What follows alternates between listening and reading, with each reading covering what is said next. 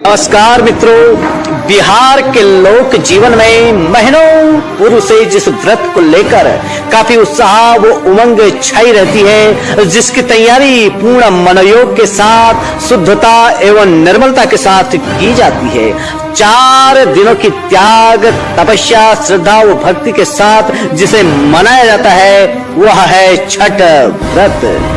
यह पर्व उत्तराखंड के अनेक क्षेत्रों में भी अब धीरे धीरे धूमधाम के साथ मनाया जाने लगा है। कुमाऊं के प्रवेश द्वार लालकुआं, हल्द्वानी व गढ़वाल के प्रवेश द्वार देहरादून में तो छठ मेला आकर्षण का केंद्र रहता है। हरिद्वार में भी इस पर्व की धूम काफी बड़ी है। भगवान सूर्य नारायण को अर्पित छठ व्रत व उसकी पूजा के प्रति यहाँ निवास करने वाले पूर्वांचल के लोगों में बेहद उत्साह देखने को मिलता है। साथ ही यह उत्साह धीरे धीरे क्षेत्रवासियों, पर्वतवासियों को भी श्रद्धा व भक्ति की डोर में जोड़ने लगा है। बिहार की प्रादेशिकता की सीमा से बाहर भी यह पर्व धीरे धीरे आस्था का रूप ले रहा है। संपूर्ण बिहार के अलावा देश के अनेक हिस्सों में यह लोक पर्व वर्ष में 2 बार मनाया जाता है। इस पर्व में सृष्टि के आदिदेव भगवान भास्कर की पूजा अर्चना की जाती है। यह पूजा काफी व्यापक तौर पर होती है।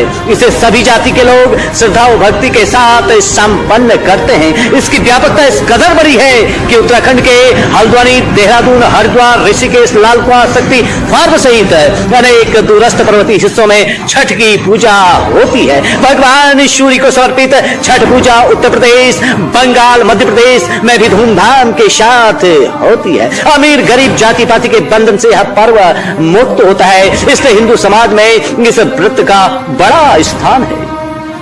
छठ व्रत का प्रारंभ कब और कैसे हुआ, इस बारे में निश्चित रूप से कुछ भी नहीं कहा जा सकता है। मान्यता है कि इसका प्रारंभ महाभारत काल से हुआ था। कहा जाता है कि जब पांडव जुए में अपना समूचा राजपाट हार गए तो उन्होंने हिमालय की कंदराओं में आकर के अपने दिन बिताए। इस भारी विपत्ति में उन्होंने भगवान शंकर की शरण ली। शंकर की प्रेरणा से द्रौपदी ने छठ व्रत का यहीं से आरंभ किया। इस व्रत के प्रभाव से पांडवों की समस्त मनोकामनाएं पूरी हुई। उनका खोया हुआ राजपाट उन्हें पुनः प्राप्त हुआ। कुछ लोगों में यह भी मान्यता है कि इस व्रत के प्रारंभकर्ता महाभारत के प्रमुख पात्र महादानवीर कर्ण थे। गढ़वाल का कर्णप्रयाग अंगराज कर्ण की महान भक्ति की सौगात है। वर्ष में एक बार यह पर्व चैत्र मास की शुक्ल पक्ष की षष्ठी को मनाया जाता है, जिसे चैती छठ कहते हैं। दूसरी बार यह व्रत कार्तिक माह की शुक्ल पक्ष की षष्ठी को मनाया जाता है, इसे कतकी छठ कहते हैं। डाला छठ के नाम से प्रसिद्ध कतकी छठ ज्यादा लोकप्रिय है। इस पूजा की विधि या प्रक्रिया में अमीर गरीब का कोई भेदभाव नहीं होता। गरीब मजदूर से लेकर धनाढ्य व्यापारी व अधिकारी तक प्रत्येक व्यक्ति इस पर्व की तैयारी में काफी पूर्व से तन मन धन से जुट जाते हैं। देश के अनेक भागों में बसे बिहार के निवासी इस लोक पर्व को मनाने के लिए अपनी अपनी जन्मभूमि को लौटने का प्रयास करते हैं, लेकिन समय की कमी के चलते जो लोग अपनी जन्मभूमि को नहीं लौट पाते हैं वे श्रद्धा के साथ अपनी कर्मभूमि में इस त्योहार को मनाते हैं। छठ के बारे में एक मान्यता यह भी है कि छठ माता की जो भी प्राणी निष्ठा पूर्वक आराधना करता है वह परम कल्याण का भागी बनता है। पुत्रहीन पुत्र की इच्छा से, धनहीन धन की इच्छा से, लोक कल्याण को चाहने वाला व्यक्ति लोक हित की इच्छा से इस व्रत को आरंभ करता है। आध्यात्म के भीतर यह व्रत सर्व संकट हरण व्रत भी कहा जाता है। हिंदू समाज का यह सांस्कृतिक पर्व का व्रत ज्यादातर महिलाओं के द्वारा ही किया जाता है। छठ का व्रत सूर्य उपासना का व्रत है, इसलिए सूर्य मंदिरों के निकट व सूर्य कुंडों में भी इस व्रत को संपन्न किए जाने का विधान है। कुमाऊं के कटारमल का सूर्य मंदिर व गुणादत्ती का सूर्य मंदिर, गंगुलीहाट के निकट पाभे के सूर्य मंदिर में इस व्रत की संपन्नता पूर्ण फलदायी कही गई है। बिहार में औरंगाबाद जिला स्थित देव नामक स्थान में स्थित प्राचीन सूर्य मंदिर, राजगीर के निकट बड़गांव स्थित सूर्य मंदिर, पटना के उलार एवं पंडारक सहित तमाम मंदिरों में छठ की पूजा धूमधाम के साथ संपन्न की जाती है।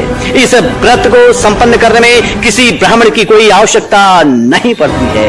यह एकमात्र ऐसा व्रत है जिसमें पहले अस्त होते सूर्य की उपासना के बाद दूसरे दिन उगते सूर्य की आराधना की जाती है। इसे सूर्य षष्ठी नामक व्रत भी कहा जाता है। छठ के दिन शाम को ही स्त्रियां फल फूल मीठे पकवान एवं दीप जलाकर डाला तैयार करती हैं। घर के पुरुष सदस्य उन डालों को सर पर उठाकर घाट की तरफ चलते हैं और डालों के पीछे पीछे स्त्रियां मधुर लोकगीत गाते हुए चलती हैं। कांच की बांस के वह गया लचकत जाए, बाट के पूछला बटो ही लिया बहकी केकर जाए सहित अनेक लोकगीत छठ पर्व पर गाए जाते हैं। तो छठ पर्व का अनुष्ठान कार्तिक और चैत्र में शुक्ल पक्ष की चतुर्थी से प्रारंभ हो जाता है।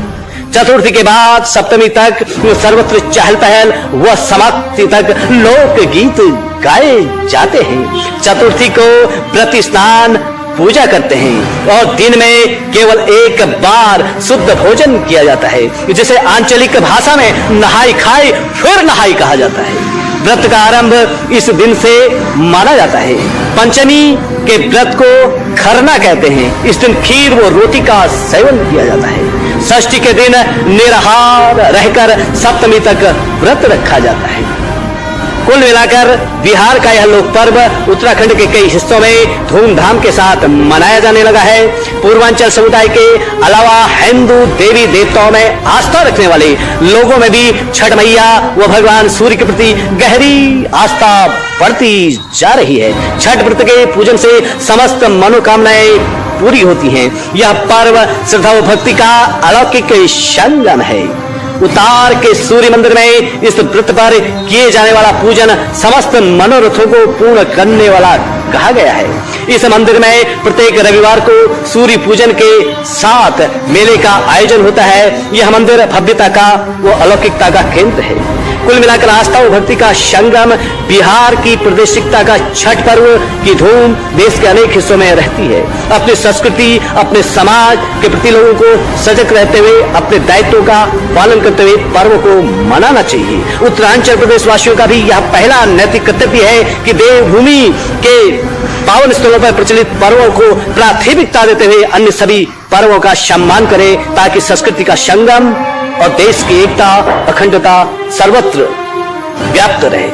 कुल मिलाकर छठ पर्व की समस्त क्षेत्रवासियों को मंगल कामना के साथ मां अवंतिका के दरबार से देवी छठ मैया को प्रणाम और छठ माता को समर्पित शब्द सुमन में जो भी त्रुटि हो उसके लिए क्षमा याचना सहित मैं